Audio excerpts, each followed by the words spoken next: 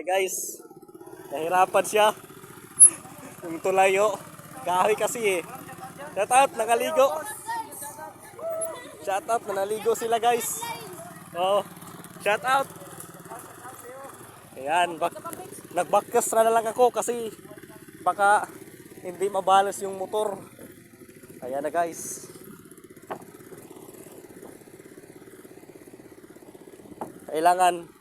Kailangan balanse yung pagdaan dito.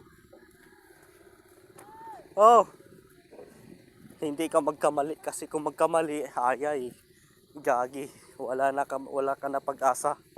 So, ito po yung tulay, daanan. So, matagal na to na tulay ito ah. Ito. So, yun lang guys. So, nakita ni siguro to ang sitwasyon dito sa Kantilan sa Surigao del Sur. So, dito kayo dadaan.